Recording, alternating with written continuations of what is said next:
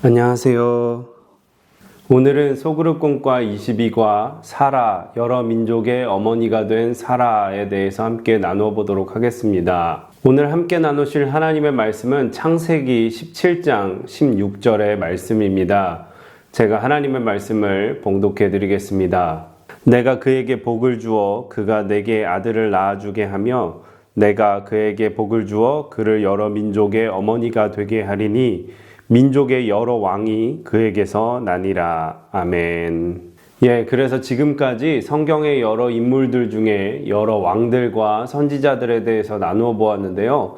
이제부터는 성경에 나오는 믿음의 여인들에 대해서 나누어 보도록 하겠습니다. 첫 번째 시간으로 아브라함의 아내였던 사라에 대해서 함께 나누어 보도록 하겠습니다. 그러면 서론을 읽어보면서 사라가 어떤 인물이었는지 함께 읽어보도록 하겠습니다. 우리는 삶에서 수많은 약속을 하면서 삽니다. 인간관계에서 약속을 지키는 것은 매우 중요합니다. 성경은 인간관계 속에서의 약속보다도 귀중한 약속을 보여줍니다. 하나님이 인간과 맺은 언약입니다. 그 언약은 두 사람이 하는 쌍방적인 약속이 아니라 일방적인 약속이라는 게 특별합니다. 하나님의 주권적인 선택으로 맺은 약속이기에 인간 스스로 파기할 수 없습니다. 과연 하나님이 누구와 언약을 맺으신 걸까요? 그 언약의 대상은 아브라함의 아내 사라입니다.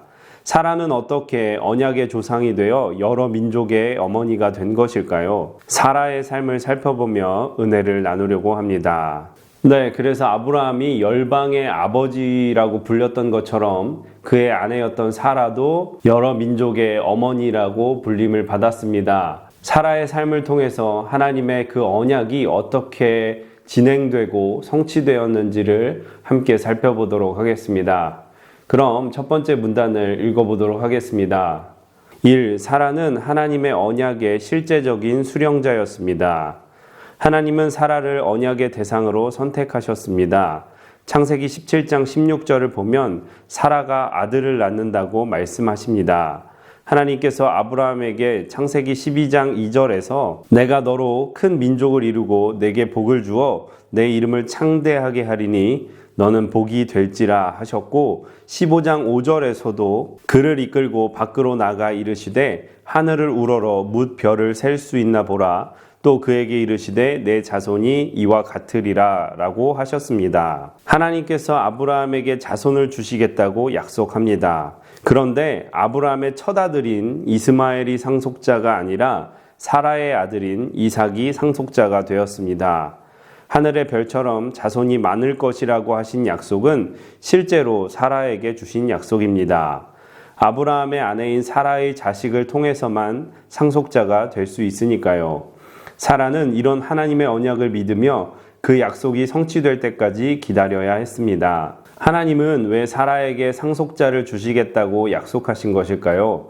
하나님은 이스라엘을 택하셔서 하나님이 직접 다스리는 나라를 만들고 싶으셨습니다. 하나님 나라를 세우려면 많은 백성이 필요합니다. 그 필요한 첫 번째 여성이 사라였습니다. 왜 사라를 하나님께서 선택했는지는 알 수 없습니다. 왜냐하면 하나님의 절대적인 주권이기 때문입니다. 사라가 하나님의 선택을 받은 언약의 사람이 되었듯이 우리도 하나님의 언약을 통해서 하나님의 백성과 하나님의 자녀가 되었고 그리스도인이 되었습니다. 우리의 선행이나 공로로 선택받은 게 아니라 무조건적인 은혜로 주어진 약속입니다.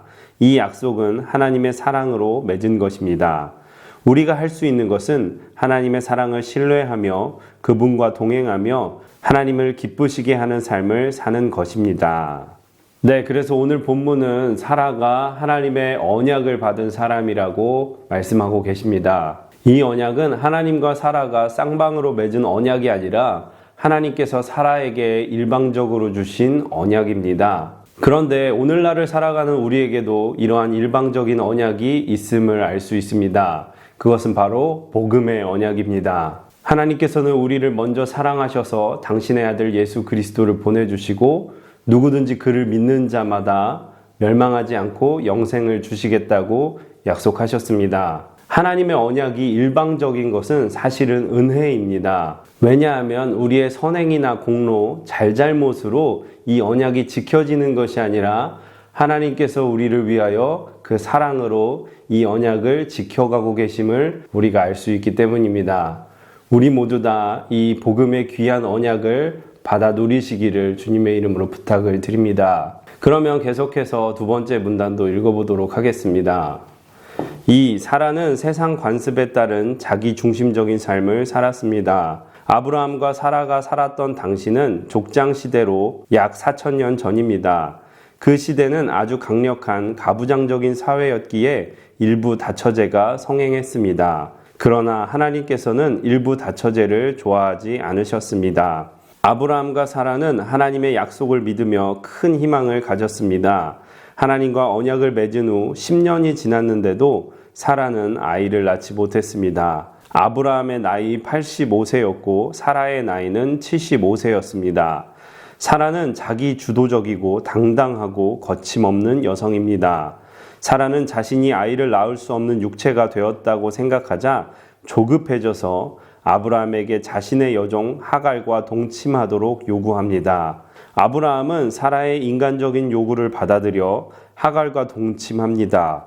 그 후 하갈이 임신하게 되었고 사레가 하지 못한 임신을 해서 교만해진 하갈은 여주인 사라를 멸시합니다. 믿음이 아니라 세상적인 욕망으로 한 결정은 반드시 고통을 수반합니다. 결정한 사람만이 고통을 당하는 게 아니라 배우자도 함께 고통을 겪습니다. 사라는 하갈에게 멸시를 당하면서 그 욕을 아브라함이 받아야 한다고 분노합니다. 여기서 욕은 하마스라고 하는데 폭행, 압박, 상해를 뜻합니다. 이 단어를 통해 사라가 하갈에게 받은 멸시가 견디기가 매우 힘들었음을 알 수 있습니다. 자신이 먼저 남편에게 요구했고 남편은 아내의 말을 들어주었는데 사라는 남편에게 불평과 불만을 토로합니다. 아브라함은 당신의 여종은 당신의 수중에 있으니 좋을 대로 하랍니다. 이 말을 듣고 사라는 하갈을 학대합니다. 하갈은 여주인 사라의 학대를 견디지 못해 도망갑니다. 하갈은 광야의 샘물 곁에서 만난 여호와의 사자가 다시 주인에게 돌아가라는 말에 집으로 돌아옵니다. 그 후 하갈은 아브라함의 나이 86세에 이스마엘을 낳습니다. 사라가 이스마엘을 보면서 고통이 컸을 것입니다. 사라는 자신의 잘못을 뉘우치고 하나님을 의지하게 됩니다. 우리의 삶도 사라와 다를 바가 없습니다. 하나님께 기도한 후 기도가 빨리 응답되지 않고 지연되면 의심하면서 갈등합니다. 사라의 행동은 우리들의 모습과 똑같습니다. 우리의 삶은 하나님을 향한 믿음으로 사느냐, 세상적인 관습에 젖어 자기 중심적으로 사느냐로 구분할 수 있습니다. 당장 힘들다고 하나님을 섬기면서도 여전히 보이는 세상의 관습대로 살아간다면 실패할 수밖에 없습니다. 믿음은 보이지 않는 것을 믿는 것입니다. 결국 하나님을 신뢰하고 그 사랑을 믿는 것인데 환경과 조건, 인습에 매여 지쳐버립니다. 끝까지 견디기란 여간 어려운 게 아닙니다. 그렇지만 믿음을 가지고 끝까지 인내하는 사람만이 하나님의 언약의 축복을 누릴 수 있습니다. 네, 그래서 사라는 하나님께서 너로 인해서 많은 민족을 주시겠다고 하신 약속을 끝까지 기다리지 못하고 마음이 조급해져서 자신의 방법대로 자녀를 출산하는 계획을 세웁니다. 그것은 바로 자신의 여종이었던 하갈을 통해서 자녀를 낳는 것입니다. 하지만 인간적인 방법이나 세상의 관습을 의지했던 사라는 그 일로 큰 고통을 겪습니다. 우리도 세상을 살아가면서 믿음보다 내 경험, 내 지식, 내 방법을 의지하다 보면 실패하게 되고 고통을 겪게 됩니다. 우리는 모두 다 하나님만을 신뢰하고 믿음으로 하나님의 인도하심을 따라갈 수 있는 저와 여러분 모두가 지혜로운 성도들이 되기를 주님의 이름으로 부탁을 드립니다. 그러면 세 번째 문단도 읽어보도록 하겠습니다. 3. 사라는 믿음으로 인내하는 삶을 살았습니다. 사라의 이름은 공주, 황후라는 뜻입니다. 사례를 하나님께서 사라로 바꾸어 주신 것은 언약에 동참하는 자라는 의의가 있습니다. 사라는 10년 동안 기다리다 세상적인 관습과 자기 중심적인 생각으로 언약을 지키지 못합니다. 그 대가로 가정에 분란을 가져오고 고통을 받았습니다. 그녀는 고통 속에서 잘못을 깨닫고 하나님을 신뢰하게 됩니다. 하나님은 약속하신 대로 긴 세월 동안 사라를 돌보셨고 그녀는 믿음으로 하나님으로부터 임신할 수 있는 힘을 받았습니다. 사라는 90세에 웃음이라는 뜻의 이삭을 낳고 하나님이 나를 웃게 하신다고 했습니다. 하나님과 언약을 맺은 후 25년의 세월이 흐른 뒤에야 약속이 성취된 것입니다. 이렇게 언약의 주관자이신 하나님께서 하나님의 시간에 하나님의 방법대로 그 약속을 이루어 주십니다. 사라는 잘못하기도 했지만 하나님과 동행하며 인내했습니다. 마침내 사라는 자신이 낳은 이삭의 후손으로 이어지는 믿음의 조상이며 열국의 어머니가 되는 복을 받습니다. 하나님이 이끌어가는 성령의 힘은 인간의 생각과 상식을 뛰어넘습니다. 사라가 살았던 언약의 삶은 오늘날 우리에게도 그대로 적용됩니다.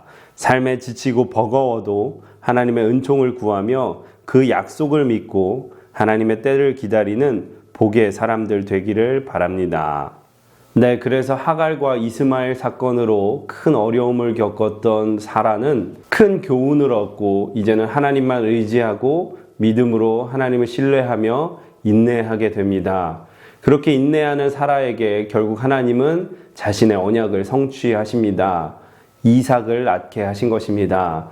결국에 믿음으로 살았고 인내하였던 사라는 그 자녀인 이삭의 이름처럼 마지막에 웃을 수가 있었습니다. 우리도 언제나 믿음을 지키고 하나님을 신뢰하며 인내하여서 지금 당장의 성과나 세상적인 이득이 아닌 하나님의 주시는 놀라운 언약을 다 받아 누릴 수 있는 저와 여러분이 되시기를 주님의 이름으로 부탁을 드립니다. 네, 이렇게 해서 오늘 소그룹 공과 성경의 인물 사라에 대해서 함께 나누어 보았고요. 나눔과 삶의 적용을 천천히 읽어보시기를 바랍니다.